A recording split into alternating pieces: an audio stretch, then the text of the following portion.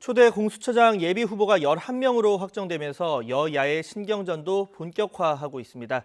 민주당은 국민의힘이 추천한 검찰 출신 후보가 부적절하다고 강조했고, 반면 국민의힘은 수사 경험이 중요하다면서 판사 출신을 추천한 민주당에 맞서고 있습니다. 국회 취재기자 연결해보죠. 송재인 기자.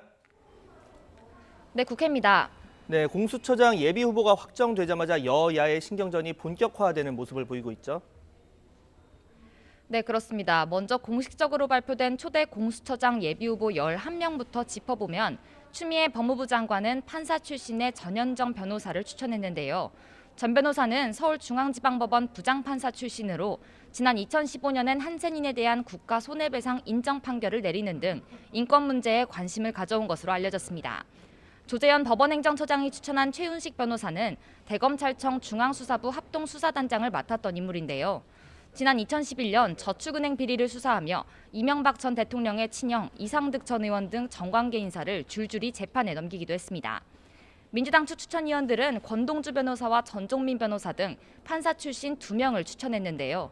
반면 국민의힘 측 추천위원들은 강찬우 변호사와 김경수 변호사, 석동현 변호사와 손기호 변호사 등 고위 검찰 출신 4명을 추천했습니다.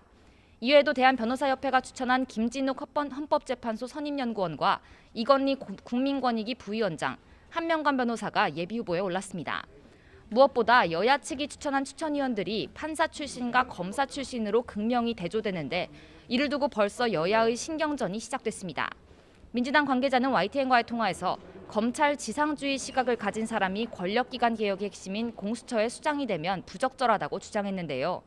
또 공수처가 수사 대상으로 삼는 권력층에는 검찰도 당연히 포함되는 만큼 검찰 출신 공수처장은 제 식구 감싸기식 수사를 되풀이할 수 있다고 지적했습니다. 국민의힘 측은 검찰 출신을 배제해야 한다는 지적에 즉각 반박했는데요. 국민의힘 측 공수처장 후보 추천위원은 YTN과의 통화에서 공수처가 검찰의 수사권을 뺏어가거나 검찰을 배제하는 게 아니라 포용해야 한다고 주장했습니다. 공수처도 결국 수사기관인 만큼 검찰과 같은 기존 수사기관에서의 수사 경험이 중요하다며 이를 이해할 수 있는 사람이 공수처장이 돼야 한다고 맞서고 있습니다. 네, 공수처장 예비 후보 공방도 결국 이 검찰 관련 논란으로 번지고 있는데요. 검찰의 특수활동비 논란 오늘도 이어지고 있죠. 네, 그렇습니다. 하지만 오늘은 여야 공수가 바뀐 모습인데요. 앞서 민주당과 추미애 장관은 윤석열 검찰총장의 특수활동비 사용 논란에 불을 지피며 현장 검증까지 추진했습니다. 특수활동비는 구체적인 내역을 공개하지 않아도 되는 만큼 윤 총장이 개인 정치 자금으로 악용할 수 있다는 겁니다. 하지만 어제 대검찰청에서 집행 내역을 직접 들여다본 뒤 오늘은 국민의힘이 역으로 추미애 장관과 법무부의 특수활동비 논란을 제기하며 공격수로 나섰는데요. 국민의힘 주호영 원내대표는 특수활동비 문제를 거론한 건 추 장관인데 정작 어제 현장 조사에서 법무부는 제대로 된 자료를 내놓지 않고 검증을 방해했다고 비판했습니다.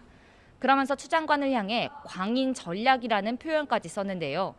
법무부는 원칙적으로 특수활동비를 쓸 수 없도록 돼 있다며 추 장관은 물론 조국 전 장관과 박상기 전 장관 때라도 법무부가 위법하게 특활비를 쓴 건 없는지 전방위적으로 점검해야 한다고 주장했습니다. 국정조사 특위까지 검토해야 한다고 말했는데요. 특수활동비 논란의 핵심을 검찰에서 이제 법무부로 옮기려는 모습입니다.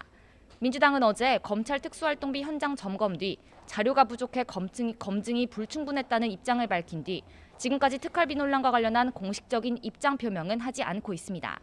지금까지 국회에서 YTN 송재인입니다.